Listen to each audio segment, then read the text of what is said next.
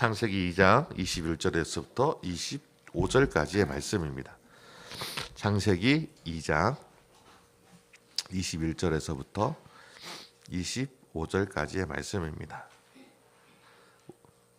같이 함께 읽겠습니다. 21절입니다. 여호와 하나님이 아담을 깊이 잠들게 하시니 잠들매 그가 그 갈빗대 하나를 취하고 살로 대신 채우시고 여호와 하나님이 아담에게서 취하신 그 갈빗대로 여자를 만드시고 그를 아담에게로 이끌어 오시니 아담이 이르되 이는 내 뼈 중에 뼈요 살 중에 살이라 이것을 남자에게서 취하였은즉 여자라 부르리라 하니라. 이러므로 남자가 부모를 떠나 그의 아내와 합하여 둘이 한 몸을 이룰지로다. 아담과 그의 아내 두 사람이 벌거벗었으나 부끄러워하지 아니하니라. 아멘. 아담과 그의 아내 두 사람이 벌거벗었으나 부끄러워하지 아니하니라. 기도하겠습니다.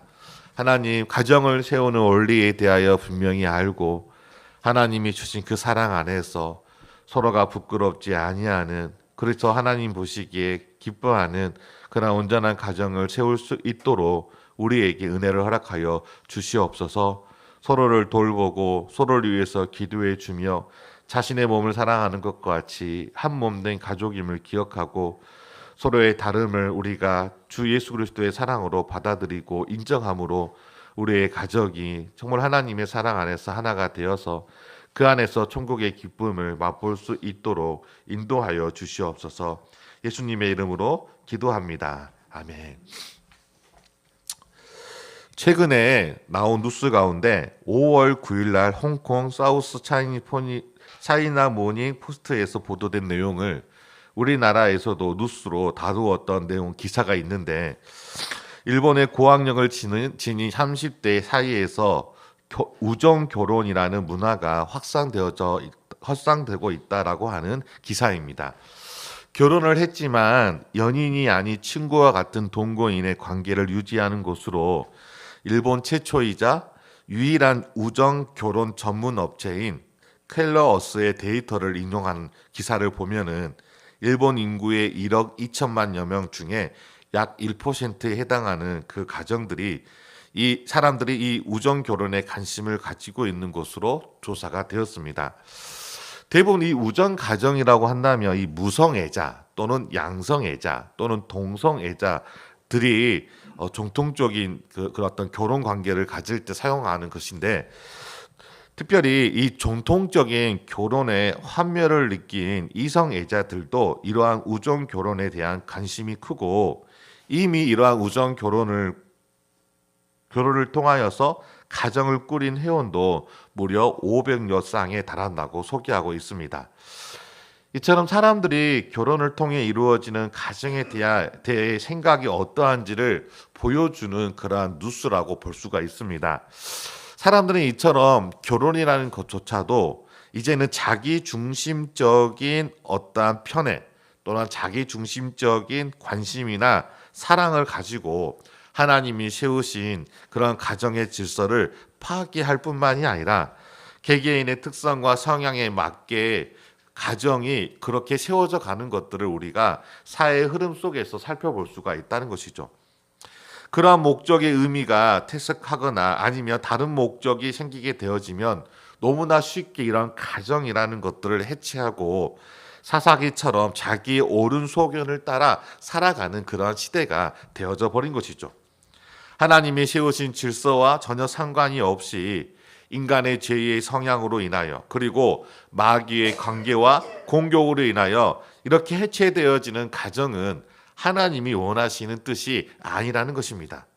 모든 피조물을 말씀으로 창조하시고 당신의 형상을 따라 남자와 여자를 만드신 후에 가정을 세우신 것은 그 가정을 통해 하나님이 주신 말씀, 명령, 즉 생육하고 번성하고 땅에 충만하고 모든 것을 정복하고 다스리고자 하신 것이었죠. 따라서 가정은 하나님이 창조하신 창조 세계의 가장 기본이 되어지는 공동체이며 하나님이 드러낼 수 있는, 즉 하나님의 영광을 드러낼 수 있는 통로로 하나님이 사용하기 위하여 이 가정을 세우신 것입니다.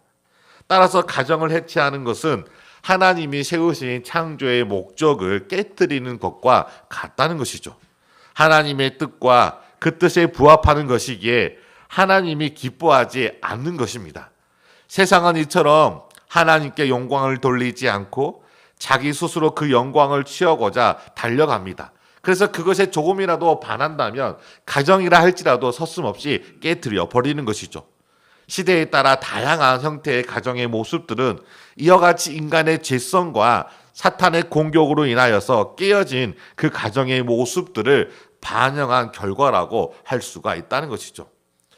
하나님은 사람들이 말하는 것처럼 어쩔 수 없기 때문에 그렇다라고 이렇게 흘러가지 않도록 영적으로 또 다른 하나의 가정을 세우셨는데 그게 바로 교회라는 것입니다.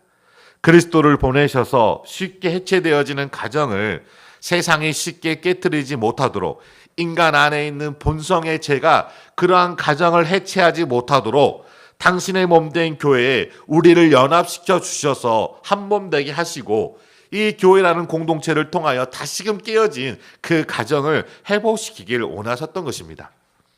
영적으로 그리스도와 한 몸 된 공동체 안에서 우리는 해체되어지는 가정을 회복시키고 또한 그 가정을 더욱더 건강하고 튼튼하게 세워나갈 수 있도록 오늘 우리에게 은혜를 주신 것이 아니겠습니까? 따라서 가정을 온전히 세우기 위해서는 우리는 하나님이 주신 그 가정을 세우신 원리를 발견해야 한다는 것입니다. 그래서 우리가 저번 시간에 그 가정을 세우신 원리로 사랑에 대해서 살펴보았습니다. 이 사랑은 충동적이고 육체적인 사랑이 아니라 그리스도를 통하여 조건 없이 우리가 하나님의 사랑을 경험하였던 것처럼 하나님의 사랑에 기초하는 사랑이라는 것입니다. 자기 자신이 중심이 되어지는 사랑이 아니라 하나님과의 인격적인 관계 안에서 경험되어지는 하나님의 사랑을 이 가정을 세우는 기초로 하나님이 삼으신 것이죠. 따라서 가정 안에서 하나가 되기 위해서 필요한 이 사랑은 하나님과 함께하는 사랑이며 하나님 안에서 이루어지는 사랑이기 때문에 이 사랑을 배제하고 이루어지는 그 어떠한 세상적인 것으로 인하여 가정이 하나가 될 수가 없다는 것이죠.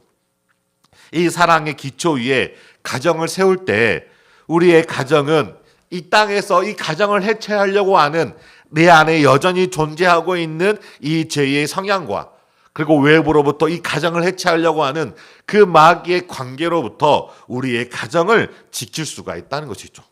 그리고 이 사랑의 가정 위에, 이 사랑 위에 우리의 가정을 세울 때 진정으로 우리가 이 땅에서도 하늘에서 경험할 수 있는 그런 행복을 우리의 가정 안에서 경험할 수가 있다는 것입니다. 이게 바로 하나님이 가정을 세우신 첫 번째 원리임을 잊지 마시기 바랍니다. 두 번째는 오늘 이 시간에 우리가 살펴볼 때인데 부끄럽지 않음으로 우리를 가정을 세웠다는 것이죠. 오늘 우리가 읽었던 25절의 말씀을 다시 한번 읽어보겠습니다. 25절입니다. 아담과 그의 아내 두 사람이 벌거벗었으나 부끄러워하지 아니하니라 라고 말하고 있습니다. 부끄럽지 않는 상태. 어떠한 상태입니까? 오늘 우리가 읽었던 이 본문을 다시 한번 살펴보면 아담이 하와를 향하여 사랑의 고백을 합니다. 이 사랑의 고백, 이 고백을 통하여 하나님은 이어서 이러므로 남자가 부모를 떠나 그의 아내와 합하여 한 몸을 이룰지로다 라고 말씀을 하신 것이죠. 그러니까 이 사랑의 고백 위에 하나님이 가정을 세우겠다라고 하는데 그 가정이 무엇입니까? 바로 부부라는 것이죠. 사랑의 고백으로 이루어진 것이 바로 가정이고 그 가정의 가장 기본이 되어지는 부부를 하나님께서 세우신 것이죠. 이렇게 가정의 가장 기본이 되어지는 부부를 세우신 후에 하나님은 그 가정이 가져야 할 중요한 모습에 대해서 25절에 우리에게 말씀해 주고 있는 것이죠. 그게 무엇입니까? 아담과 그의 아내 두 사람이 벌거벗었으나 부끄러워하지 아니하니라 라고 말씀해 주고 있는 것이죠. 그러니까 가정 안에서 이루어지는 관계, 부부와의 관계, 부모와의 관계, 자녀와의 관계 속에서 서로가 대할 때 뭐가 없어야 된다는 것이죠? 부끄러움이 없어야 한다는 것이죠. 이 부분과 대조를 이루고 있는 것이 죄가 들어온 후에 아담과 하와의 모습을 보여주는 3장입니다. 그러니까 2장 25절에 부끄러워하지 않다라고 하는 이 모습과 죄가 들어온 후에 부끄러워하는 모습을 대조해서 보여주고 있는 것이죠. 그게 바로 3장 7절입니다. 우리 3장 7절 한번 같이 한번 읽어보겠습니다. 3장 7절입니다. 시작. 이에 그들의 눈이 밝아져 자기들이 벗은 줄을 알고 무화과 나뭇잎을 엮어 참아 못 파맞더라. 자 보십시오. 앞에서도 벌거벗었으나 이미 벌거벗었다는 것을 알고 있다는 것이죠. 근데 알고 있음에도 불구하고 서로 뭐예요? 부끄럽지 않다라고 하고 있어요. 그런데 오늘 7절에 보니까 그들의 눈이 밝아져 자기들이 벌거벗은 줄을 알고라고 말하고 있는 것이죠. 그러니까 앞에서의 벌거벗음과 뒤에서의 벌거벗음에 차이가 생겨났다는 것이죠. 그래서 어떻게 되었죠? 그런 상태로 그대로 있는 것이 아니라 무화과 나뭇잎을 엮어서 치마로 삼았더라라고 말하고 있습니다. 더 나아가 10절에 보면 이렇게 기록되어 있어요. 10절에 보니까 이르되 내가 동산에서 하나님의 소리를 듣고 내가 벌거벗었으므로 두려워하여 숨었나이다 라고 말하고 있습니다. 자, 벌거벗었다는 말을 계속해서 강조하고 있다는 것이죠. 내가 벌거벗었으므로 내가 두려워하여 숨었다라고 말하고 있는 것입니다. 이에 대하여 하나님이 아담을 책망하면서 11절에 이르시되 누가 너의 벌거벗음에 내게 알렸느냐? 걔가 내가 먹지 말라 명한 그 나무의 열매를 내가 먹었느냐라고 물으면서 책망을 하고 있는 것이죠. 너희가 어떻게 벌거벗었는지 누가 너에게 알려주었느냐라고 책망을 하고 있는 거예요. 그러니까 죄가 들어오기 전과 들어온 후의 차이가 무엇입니까? 벌거벗었음에도 부끄러워하지 않았는지 이제는 벌거벗은 것이 부끄러워진 것이죠.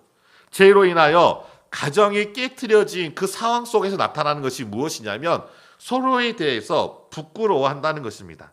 이게 바로 가정이 깨어지는 이유 가운데 하나가 된다는 것이죠.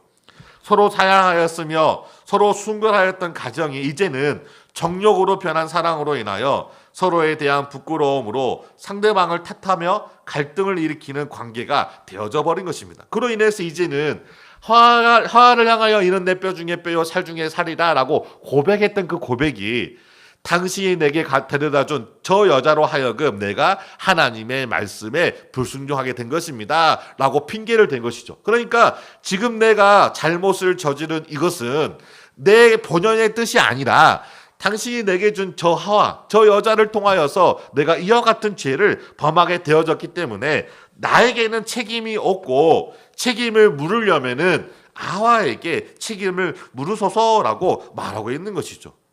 그러니까 이미 그 깨어진 가정은 서로가 서로에게 핑계를 댈 수밖에 없는 그런 부끄러운 상황이 처해지게 된 것이죠. 그럼 여기서 말하고 있는 이 부끄러움이라는 것은 무엇을 뜻하는 것일까요? 자, 부끄럽다, 부끄러워라고 하는 이 단어는 수치스럽다라고 하는 뜻을 가지고 있는 단어입니다. 그런데 이 단어가 단순히 수치스럽다라고 하는 뜻으로만 사용되어지는 것이 아니라 다양한 형태로 사용되어져요. 온수로부터 쫓김을 받다라고 하는 의미로도 사용되어지고요. 예상치 못한 재난을 당하다라고 하는 뜻으로 사용되어지요. 그리고 노력한 결과를 잃어버리다라고 하는 뜻으로, 그리고 허물로 인하여서 부끄러워하다라고 하는 그런 다양한 형태로 사용되어지는데, 오늘 본문에서 이 부끄러워하다는 것은 무엇을 의미하는 것이냐면 상대로 인하여 어떤 분노나 상실로부터 오는 실망감, 그리고 사람들의 눈을 의식하는 데로부터 오는 부끄러움을 뜻한다는 것입니다. 그러니까 우리가 살아가다 보면은 상대방에 대해서 실망감이 있지 않겠어요? 실망감이 있기 때문에 그 실망감으로 인하여 그 대상에 대하여 부끄러워하는 마음이 생긴다는 것입니다. 이러한 부끄러움은 사람들의 삶을 우울하게 만들 뿐만이 아니라 이런 부끄러움은 상대방에 대한 실망과 수치심으로 이어져 결국 서로에게 핑계를 할 뿐만이 아니라 그 관계가 깨트려질 수밖에 없게 되어진 것이죠. 이렇게 상대방에 대해서 부끄러움을 보게 되어지는 것은 무엇 때문입니까? 죄 때문이다라고 오늘 2장과 3장에서 분명히 우리에게 가르쳐주고 있는 것이죠.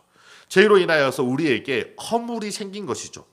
죄를 짓자마자 눈이 밝아졌다라고 하고 있는데, 이 눈이 밝아졌다라고 하는 부분은 스스로가 눈이 띄어졌다라고 하는 것을 의미하지 않아요. 이 눈이 밝아졌다는 것은 이전에 내가 보았는데 다시금 자기 스스로 다시 눈을 더 정확하게 떠서 보지 못했던 것을 보았다라고 하는 것을, 그런 의미가 아니라, 이런 눈이 밝아졌다는 것은 하와가 뱀의 유혹을 받아 선악을 알게 하는 나무를 본즉 먹음직도 하고 보암직도 하다라고 하는 이 부분과 같은 단어예요. 그러니까 무엇이냐면, 이 보암직이라고 하는 이 단어는 탐스럽다라고 하는 뜻으로 탐욕이 들어가게 된 것이죠. 그러니까 무슨 일이 벌어졌냐면, 그 전에는 하나님의 사랑으로 그 대상을 바라보았기 때문에 이는 내 뼈 중에 뼈요 살 중에 살이라라고 고백을 하였다면은, 이제는 그 눈 속에 뭘 집어넣어 줬어요? 뱀이 탐심을 집어넣어 주게 된 것이죠. 그러니까 이제는 탐심의 눈으로 바라보게 되니까 벌거벗은 것이 부끄러워지게 된 거예요. 수치함을 당하게 된 것이죠. 그러니까 그 안에는 뭐가 사라진 거예요? 하나님의 사랑이 사라지고, 이제 그것을 먹고자 하는 자신의 탐심만이 가득 차게 되어진 것이죠. 그래서 이 땅에서 이루어진 사랑을 우리가 정욕이나 탐심으로 말하는 이유가 바로 거기에 있는 것이죠. 왜? 이 땅에서 이루어지는 사랑은 하나님 없이 이루어지는 사랑이기 때문에 여전히 그 상대방에 대한 내 마음에 탐심이 채워지지 않는 이상은, 그런 탐심, 정욕이 일어나지 않는 이상은 그 사람에 대해서 관심이 없는 것이죠. 첫눈에 반했다고 할 때에도 내 마음에 첫눈에 반할 만한 내 마음에 그 사람에 대한 탐심이 일어났기 때문에, 정욕이 일어났기 때문에 그 사람에 대해서 좋아하게 되어지는 것이죠. 그 정욕을 우리가 제어하지 못한다면 요즘 젊은 세대들처럼 그냥 무분별한 성적인 관계로 이어지게 되어지는 것이죠. 서로 사랑하는데 관계를 갖는 것이 뭐가 이상이야? 라고 생각하는 것이 이 시대의 젊은이들의 특징이라는 것입니다. 그것은 사랑이 아니라 주체할 수 없는 정욕의 덩어리에 의하여서 지배당하고 있는 그 사람의 본질적인 모습이라는 것이죠. 누가 집어넣은 것입니까? 제가 그것을 집어넣어 버려 준 것이죠. 그로 인하여서 우리는 이제는 어떤 존재가 되어져 버렸냐면, 서로에게 부끄러운 존재가 되어져 버린 것입니다. 우리가 아무리 서로에게 정말로 최고의 모습을 보여준다고 할지라도 한순간에 부끄러운 존재가 될 수 있는 가능성이 얼마든지 열려있기 때문이라는 것이, 왜? 우리 안에 있는 탐심은 자기 자신을 향한 것이지 상대방을 향하고 상대방을 배려하고 상대방을 존중하고자 하는 그러한 탐심이 아니기 때문인 것이죠. 하나님이 창조한 인간은 부끄러운 존재가 아니었습니다. 오히려 반대로 아름다운 존재였고 부족하거나 모자람이 없는 하나님의 뜻에 부합한 그러한 존재였던 것이죠. 그래서 아담이 하와를 보자마자 이는 내 뼈 중에 뼈요 살 중에 살이라 라고 이렇게 사랑의 고백을 할 수밖에 없었던 것입니다. 아무것도 없는데 그러한 고백이 나온 것이 아닙니다. 하나님이 주신 그 아름다운 형상을 그 하와를 통하여 그 아름다움을 보았기 때문에, 그 안에 가득 찬 하나님의 영광을 보았기 때문에 그 안에는 그 어떠한 탐심의 일도 탐할 수가 없었던 것이죠. 그러한 영광으로, 그런 아름다움으로 흘러나왔던 고백이었던 것입니다. 4장 5절에 보면은 가인과 그의 재물을 받지 아니한지라 가인이 몹시 분하여 안색이 변하니, 하나님은 그에게 죄가 문 앞에 엎드려져 있기에 죄가 너를 원하고 있으니 너는 죄를 다스리라 라고 말하고 있는 것이죠. 그런데 이 가인은 자기 안에 있는 죄를 다스리지 못하고 부끄러움을 다스리지 못하고 결국은 그의 마음의 분함으로 인하여 부끄러운 일을 행하게 되어지는데, 그게 무엇입니까? 동생 아벨을 죽이게 된 것입니다. 9장에 보면은 노아의 홍수의 이후에 노아가 포도주를 마시고 취하여 그 장막 안에서 벌거벗고 자게 되어지는 것이죠. 자녀들에게 수치를 드러내게 되어지는 것입니다. 이에 자녀들은 그 아버지의 수치를 가리지만 함은 그 아버지의 수치를 드러내게 되어지므로 결국 노아에게 저주를 받게 되어집니다. 아브라함과 이삭은 자신의 목숨을 구하고자 수치를 무릅쓰고 자기의 사랑하는 아내를 누이라 속이며 부끄러운 행동을 하게 되었고, 소돔과 고모라가 멸망한 후에 롯의 두 딸은 아버지의 자녀들을 잊기 위하여 아버지에게 술을 먹여 그 아버지와 동침하여 자녀를 낳게 되어지는 부끄러운 일들이 계속해서 성경 안에서 이루어지고, 오늘날 이 시대에도 가정 안에 소도에 대한 부끄러운 일들이 끊임없이 일어나게 되어진 것이죠. 이러한 부끄러움은 당연히 가정을 하나로 온전하게 만들 수가 없습니다. 이러한 부끄러움은 끊임없이 가정을 파괴하고 가정을 해체하게 되어지는 것이죠. 죄로 인하여 누구나 이 허물과 같은 부끄러움이 자기 자신 안에 있기 때문에 우리는 이 부끄러움으로 인하여 서로에게 상처를 주고 서로를 힘들게 할 수밖에 없다는 것입니다. 이 부끄러움은 우리 안에 있는 이 허물, 이 죄에 대한 용서를 받지 않고서는 결코 사라지지가 않다는 것이죠. 재미있는 예가 하나 있습니다. 아마 여기 보면은 다 자녀들을 낳지 않았겠습니까? 우리 청년들을 제외하고는 다 자녀들을 낳았을 것입니다. 자, 각 태어난 아이가 축복 가운데, 모든 사람들의 격려와 축복 가운데 태어납니다.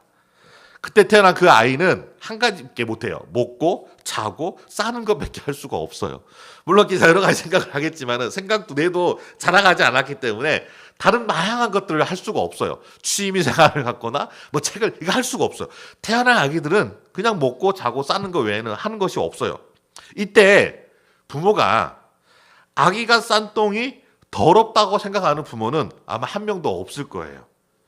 건강한 똥을 쌌는지 항상 관심을 가지고 그 똥을 바라보면서 그 똥을 치우지, 더럽다고 생각하면서 아우 너무 더러워하면서 막 이렇게 하면서 치우는 부모는 아마 없을 거예요. 저도 우리 하진이, 하원이, 하별이, 아람이를 다 키우면서 그들의 똥들을 다 치웠거든요. 한 번도 어렸을 때 그 똥이 더럽다 하면서 냄새 나, 더러워 하면서 나 이거 못 치우겠어, 당신이 치워 라고 했던 적이 없어요. 그냥 그 똥 자체도 아름다운 거예요. 왜? 아름다운 존재에서 나온 것이라 할지라도 그 존재로 인하여서 그냥 더럽지 않게 생각하는 것이죠. 근데 지금은 어떻습니까? 지금 우리 자녀들이 딴 똥을 제가 치웁니까? 절대 치우지 않죠. 가끔 가다가 응가를 하고 물을 안 내려갈 때가 있잖아요. 그 다음에 들어간 사람은 으아 하며 놀라죠. 야, 누가 이거 안 내렸어 하면서 놀라지 않겠습니까? 자, 보세요. 존재는 변하지 않았어요. 어린 아이든 작은 청년이든 존재는 변하지 않아요. 그 사랑하는 아들이에요. 사랑하는 아들인데 그 어렸을 때 그 아들이 싼 똥과 지금 그 아들이 싼 똥은 변한 거예요. 달라진 거예요. 뭐냐면 인간의 부끄러움은 이렇게 끊임없이 달라지게 만든다는 거예요. 그 사람의 대상을 향하여 끊임없이 우리에게 어떨 때는 사랑하게 만들지만 어떨 때는 그 사랑을 지겹도록 만들고 미워하도록 만들고 시기와 분노와 정말로 스트레스를 받는 암과 같은 그러한 존재로 인식하며 살아갈 때도 있다는 것이죠. 그러한 부끄러움이 정말로 하나가 되어져야 할 그 가정을 깨트려 버리게 된다는 것입니다. 더 중요한 것은 무엇입니까? 이것이 사라지지 않는다는 거예요. 이러한 부끄러움, 그 상대방에 대한 결점은 계속해서 내 안에 쌓아져 가서 어느 한 순간에 그 상대방에 대하여 폭발하기 때문에 그 폭발이 결국은 이혼이나 그런 가정의 파괴로 이어지게 되는 것이죠. 그래서 골로새서 3장 19절에 보면은 남편들의 아내를 사랑하며 괴롭게 하지 말라라고 경고하고 있습니다. 그러니까 죄로 인하여서 우리가 어떤 존재가 되어져 버리냐면 그 부끄러움으로 인하여 서로가 괴롭게 하는 존재가 되어져 버린 것이죠. 이 괴롭게 하는 존재로부터, 이 부끄러움으로부터 우리가 가정을 세우기 위해서는 이 부끄러움을 없애야 되지 않겠습니까? 근데 우리는 이 부끄러움을 우리 스스로 없앨 수가 없어요. 성경에서는 이 부끄러움을 무엇을 통하여서, 그리스도를 믿는 그 믿음을 통하여서 우리가 부끄러움을 당하지 않는다라고 가르쳐주고 있습니다. 로마서 10장 11절에 보면은 성경에 이르되 누구든지 그를 믿는 자는 부끄러움을 당하지 아니하리라 하니라고 말하고 있습니다. 그를 믿는 자는 부끄러움을 당하지 않는다라고 말씀하고 있는 그 이유는 무엇이겠습니까? 그것은 바로 그리스도를 통하여 우리를 부끄럽게 할 수밖에 없는 그 죄에 대해서 용서함을 받았기 때문인 것이죠.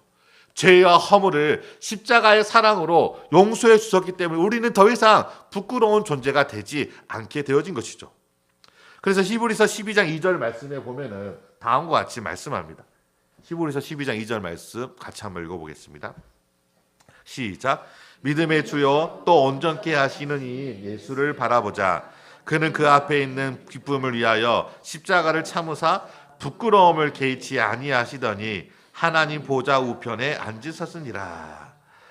예수님은 우리를 위하여 십자가에서 죽는 그 부끄러움을 개의치 아니하시고 온전히 죽기까지 복종하심으로 우리의 구원을 이루어 주셨습니다. 예수님께서 당하신 수치와 고난은 우리의 부끄러움을 없애주기 위한 것이고 우리의 허물을 덮기 위한 것이고 우리를 온전하게 하기 위함인 것입니다. 그렇기 때문에 우리는 누구를 바라봐야 합니까?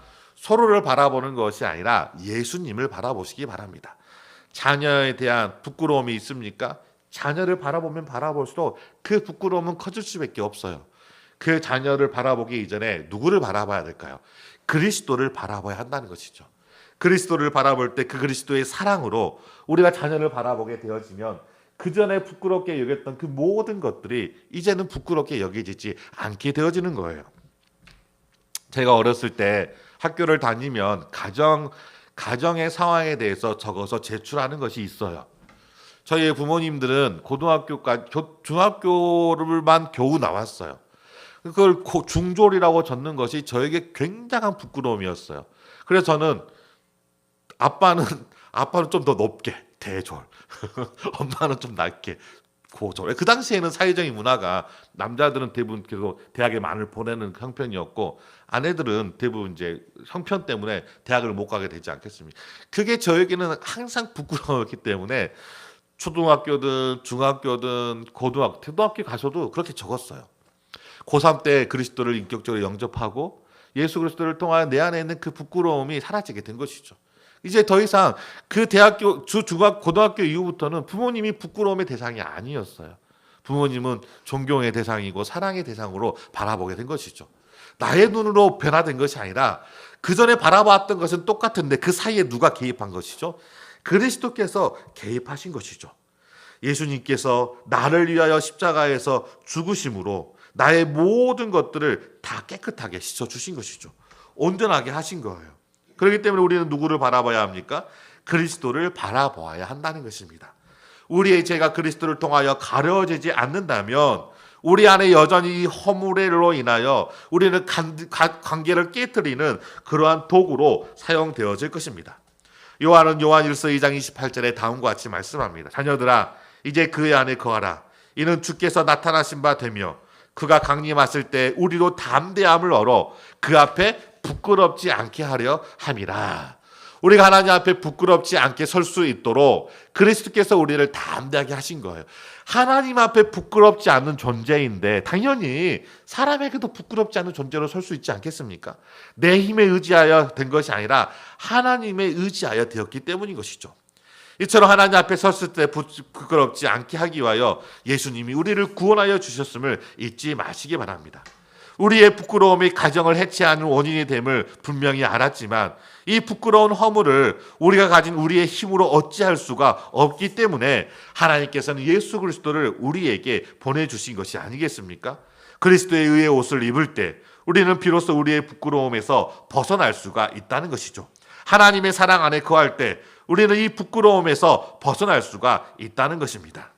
요한일서 3장 12절에 가인같이 하지 말라. 그는 악한 자에게 속하여 그 아우를 죽였으니 어떤 이유로 죽였느냐? 자기의 행위는 악하고 그 아우의 행위는 의로움이니라. 더 나아가 요한일서 3장 10절에 이러므로 하나님의 자녀들과 마귀의 자녀들이 드러나나니 무릇 의를 행하지 아니하는 자나 또는 그 형제를 사랑하지 아니하는 자는 하나님께 속하지 아니하리라. 하나님의 사랑이 그 안에 있고 그 사랑이 우리의 허물을 덮둔다라고 말씀해 주고 있습니다. 그리스도를 통하여 하나님의 사랑을 가진 자가 그 형제의 그 허물을 덮을 수 있다는 것을 잊지 마시기 바랍니다. 행복하고 하나된 가정을 이루기 위하여 가장 기본이 되어지는 것이 사랑입니다. 그 사랑은 자기의 만족이나 자신의 정욕을 채우고자 하는 사랑이 아니라 하나님과의 인격적인 관계 안에서 이루어지는 사랑입니다. 하나님과의 깊은 사랑과의 교제 속에 있을 때 내가 가지고 있는 감정이 아니라 하나님의 사랑으로 우리가 그 영혼을 사랑하기 때문에 그 영혼의 결점이 하나님의 사랑보다 클 수가 없다는 것이죠. 그 영혼이 가지고 있는 그 허물이 하나님이 우리에게 주신 그 사랑보다 결코 클 수가 없다는 것입니다. 그렇기 때문에 상대방의 그 허물을 우리가 하나님의 사랑으로 감싸 안으며 우리의 가정이 하나가 될 수가 있다는 것이죠. 나의 허물로 인하여 상대방이 부끄러움을 일으키지 않도록 우리가 말로 혀로만 사랑하는 것이 아니라 하나님이 주신 그 그리스도의 사랑을 가지고 행함과 진실함으로 우리의 가정을 세울 때 온전한 가정을 세울 수 있음을 잊지 마시기 바랍니다. 마지막으로 그래서 가정을 세우신 세 번째 원리는 그리스도 안에서입니다.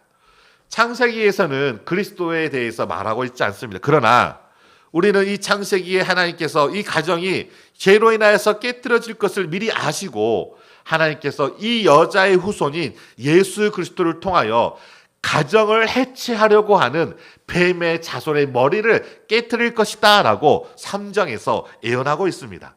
그렇기 때문에 뱀의 사탄의 그 머리를 깰 수 있는 강력한 능력이 누구로부터 있습니까? 그리스도께 있음을 우리가 분명히 알려주고 있다는 것이죠. 따라서 우리는 그리스도 안에서 우리의 가정을 온전하게 회복시킬 수가 있다는 것입니다. 요한일서 4장 9절 말씀을 같이 한번 읽어보도록 하겠습니다. 요한일서 4장 9절입니다. 시작. 하나님의 사랑이 우리에게 이렇게 나타난 바 되었으니 하나님이 자기의 독생자를 세상에 보내심은 그로 말미암아 우리를 살리려 하심이라. 죄는 우리를 죽이려 하지만 하나님의 사랑이 우리에게 이렇게 나타난 바 되었으니 그리스도를 통하여 우리를 살린다는 거예요. 그 생명이 있기 때문에 우리가 형제를 사랑할 수가 있고 성제를 품을 수가 있다는 것입니다.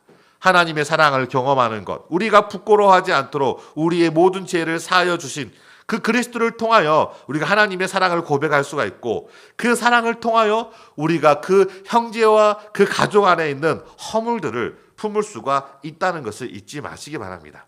그래서 가정이 어떠해야 하는지에 대하여서 알려주고 있는 그 말씀에 보면은 에베소서 5장 22절에 보면은 아내들이여 자기 남편에게 복종하기를 주께 하듯 하라라고 말하고 있고 24절에서도 교회가 그리스도에게 하듯 아내들도 범사에 자기 남편에게 복종할지어다라고 말하고 있습니다. 그리고 28절과 29절의 남편에 대해서도 이와 같이 남편들도 자기 아내를 사랑하기를 자기 자신과 같이 할지니 자기 아내를 사랑하는 자는 자기를 사랑하는 것이라. 누구든지 언제나 자기 육체를 미워하지 않고 오직 양육하여 보호하기를 그리스도께서 교회에게 함과 같이 하나니라고 말하고 있는 것이죠. 그러니까 창세기에서 가정을 세우는 그 기본의 원리로 부부를 이용하고 있어요. 부부를 세우신 것처럼 바울도 다른 가정 안에서의 질서를 이어가면서 부부에 대해서 말할 때 아내가 남편에 복종할 때에도 주님께 복종하듯이 남편이 아내를 사랑할 때에도 그리스도께서 교회를 사랑한 것처럼 사랑하고 순종할 것이다 라고 이야기해 주고 있는 것이죠. 그러니까 부부가 건강한 부부의 관계를 세우기 위해서는 누구가 안에 있어야 된다는 것이죠. 그리스도 안에 있을 때, 주 안에 있을 때 우리는 온전히 순종할 수가 있고 주 안에 있을 때 우리는 사랑할 수가 있으며 주 안에서 세워지는 가정이 한 몸을 이루며 주 안에서 기쁘게 하는 것이 되어지는 것을 잊지 마시기 바랍니다. 주 안에 있지 아니하면 그 어떤 것도 하나가 될 수가 없습니다. 왜냐하면 하나가 되게 하는 힘이 우리에게 있는 것이 아니라 바로 예수 그리스도께 있기 때문인 것이죠. 뿌리에서 영양을 공급받아 줄기에 열매가 맺는 것처럼 주 안에서 우리가 은혜를 공급받아 순종할 수 있고 자기의 몸과 같이 사랑할 수도 있고 자녀들을 노엽게 하지 않을 수도 있고 아내를 괴롭게 하는 수도 있고 부모에게 우리가 효를 다할 수가 있는 것이 아니겠습니까? 주님이 오시는 날까지 우리에게 주신 사명은 바로 하나님이 우리의 한 몸 되게 하신 이 교회뿐만이 아니라 가정을 온전히 세우는 것입니다.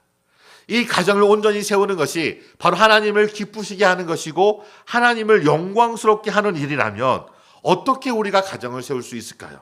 하나님의 사랑 안에서 서로의 허물을 덮어줄 수 있는 그리스도 안에서 서로의 허물을 본다 할지라도 그것이 하나님이 주신 귀한 존재임을 분명히 알고 그 허물을 바라보는 것이 아니라 그 영혼을 바라봄으로 우리의 가정이 반석 위에 세운 집과 같이 온전히 세워지기를 주의 이름으로 소원합니다. 우리 같이 기도하겠습니다. 하나님,